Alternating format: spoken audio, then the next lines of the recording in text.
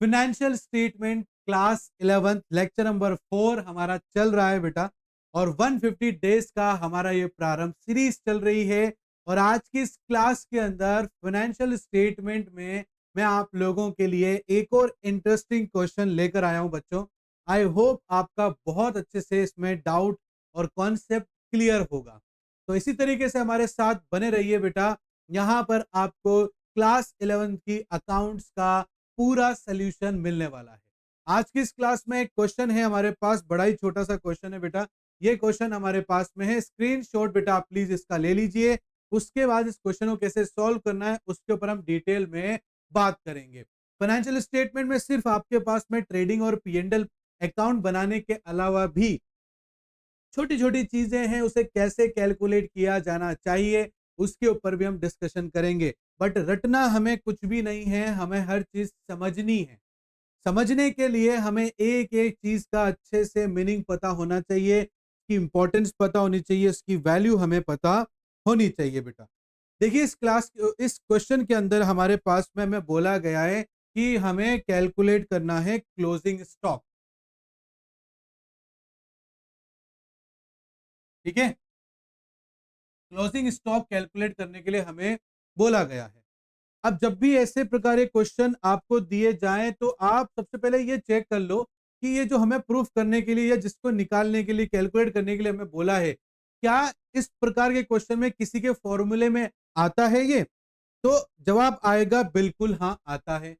जैसे कब आता है? जब हमें कोई किसी पर्टिकुलर चीज का cost of goods sold calculate करना हो। कॉस्ट ऑफ गुड्स सोल्ड अगर हमें कैलकुलेट करना हो तब यहां पर क्लोजिंग स्टॉक आपको देखने को मिल सकता है बच्चों। कैसे? देखो, कॉस्ट ऑफ गुड्स सोल्ड क्या होता है? जब एक प्रोड्यूसर अपने प्रोडक्ट को बेचने के लिए या प्रोड्यूस करने के लिए जो खर्चा करता है उसे कॉस्ट ऑफ गुड्स सोल्ड बोलते हैं। ठीक है ना? मैं अगर कोई चीज बना रहा हूं, कोई चीज प्रोड्यूस कर रहा हूं, अब प्रोड्यूस करने के बाद उसको बेचूंगा भी तो सही, तो बेचने तक का जितना मेरे से खर्चा हुआ है उस सभी खर्चे को अगर एक मिलाकर बोला जाए तो कॉस्ट ऑफ गुड्स सोल्ड बोला जाएगा। इज दैट क्लियर बेटा? जैसे कि इस क्वेश्चन के अकॉर्डिंगली हमारे पास में ओपनिंग स्टॉक है, वो ऐड हो जाएगा बेटा इसके अंदर, प्लस परचेज है बेटा, वो ऐड हो जाएगा बेटा इसके अंदर। और क्या है इसमें? रिटर्न आउटवर्ड से वो माइनस हो जाएगा बेटा, ये रिटर्न आउटवर्ड्स ये माइनस हो जाएगा। इसके बाद हमारे पास क्या है? इसके बाद इसमें बेटा फ्राइट इनवर्ड्स है तो ये प्लस हो जाएगा, प्लस फ्राइट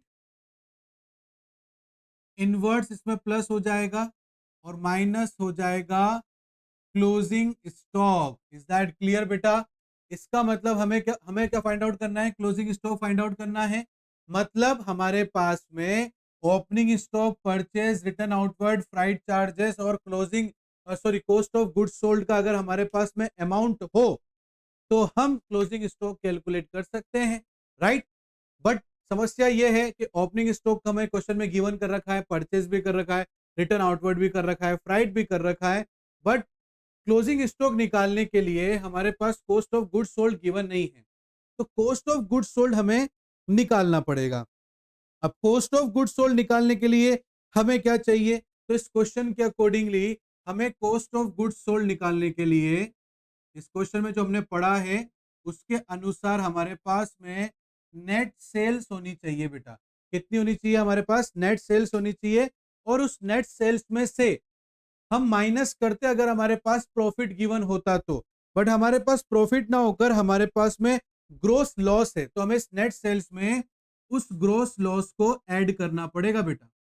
अगर प्रॉफिट होता तो नेट सेल में से ग्रोस लॉस को ग्रोस प्रॉफिट को माइनस कर लेते, बट हमारे पास तो लॉस है तो लॉस को नेट सेल्स में ऐड करना पड़ेगा। क्योंकि बेटा जो लॉस हुआ है उसे रिकवर कंपनी को तो करना पड़ेगा। अब कंपनी के पास जितनी सेल्स है वही तो उसकी रिवेन्यू है, तो रिवेन्यू में से ही लॉस को क्या करेंगे? बियर करेंगे बेटा, इसलिए इसमें ऐड किया जाएगा। अब हमारे पास में नेट सेल्स कितना है वो हम चेक कर लेते हैं। तो हमारे पास में नेट सेल्स है 3,55,000 वाई रिटर्न आउटवर्ड को लेस करके।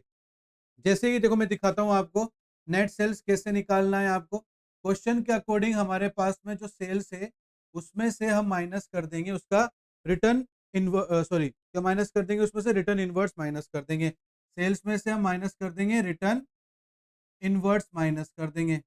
हमारी जो सेल्स है वो है 3,60,000 रुपीज, रिटर्न इनवर्स है 5,000 रुपीज, तो 3,55,000 रुपीज हमारी नेट सेल्स हो जाएगी बेटा। क्या हो जाएगी? नेट सेल्स हो जाएगी कितनी? 3,55,000 नेट सेल्स आ गया बेटा। तो हम यहाँ लिख देंगे 3,55,000 रुपीज प्लस ग्रोस लॉस कितना है? 20,000 रुपीज है, वो हम इसमें ऐड कर देंगे। तो हमारे पास में कॉस्ट ऑफ गुड्स सोल्ड आ जाएगा बच्चों। वो कितना आ जाएगा? 3,75,000 रुपीज हमारे पास में कॉस्ट ऑफ गुड्स सोल्ड आ गया। अब कॉस्ट ऑफ गुड्स सोल्ड हमारे पास में आ गया बेटा। अब हम क्लोजिंग स्टॉक निकाल सकते हैं। कैसे? कॉस्ट ऑफ गुड्स सोल्ड हमारे पास में 3,75,000 रुपीज है। ओपनिंग स्टॉक क्वेश्चन में कितना है? 38,000 रुपीज है। ये 38,000 रुपीज लिख लिया बेटा। हमारे पास परचेस कितना है? 340 है, तो 3,40,000 ये हमने प्लस कर दिया। माइनस रिटर्न आउटवर्ड कितना है? 4,000 है, ये हमने लिख दिया। प्लस फ्राइट चार्जेस कितना है? 26,000 रुपीज है, वो हमने लिख दिया। माइनस क्लोजिंग स्टॉक की वैल्यू नहीं है, यही तो हमें फाइंड आउट करना है। इसको हमने क्लोजिंग स्टॉक को एज इट इज लिख दिया बेटा। अब हम इसको पहले कैलकुलेट कर लेंगे 3,75,000 रुपीज, और इन सबको हम कैलकुलेट कर लेंगे तो हमें पता चल जाएगा। जैसे कि कैसे कैलकुलेट करना है, तो देखो 38,000 plus 3,40,000 sorry 38,000 plus 3,40,000 minus 4,000 plus 26,000 rupees, तो 4,00,000 रुपीज हमारे पास आ गया है। तो ये 4,00,000 rupees minus closing stock. Is that clear बेटा? मैं यहां पर कर देता हूं बेटा, ये बाकी बच रहा है जो, ठीक है ना। तो यहाँ पर 3,75,000 माइनस के 4,00,000 रुपीज इक्वल टू माइनस के closing stock. Is that clear? तो यहाँ माइनस कर देंगे बेटा हम लोग 4,00,000 में से 3,75,000 रुपीज, तो हमारे पास में कितना आ जाएगा क्लोजिंग स्टॉक? 25,000 माइनस का 25,000 इक्वल टू माइनस का यहाँ पर क्लोजिंग स्टॉक गिवन है। माइनस से माइनस कैंसिल कर दिया, तो क्लोजिंग स्टॉक हमारा पॉजिटिव हो गया बेटा 25,000 रुपीज। आंसर।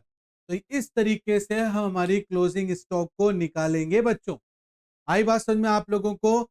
तो कभी भी रटना नहीं है, चीजों को समझना है और वैल्यू समझनी है कि भाई किस चीज में हमें क्या ऐड करना है, जिससे हमें वो चीज पता चल जाएगी बेटा। इस तरीके से अगर आप लोग निकालोगे तो बड़ा आसान हो जाएगा आपके लिए ये छोटी छोटी छोटी चीजें कैलकुलेट करना।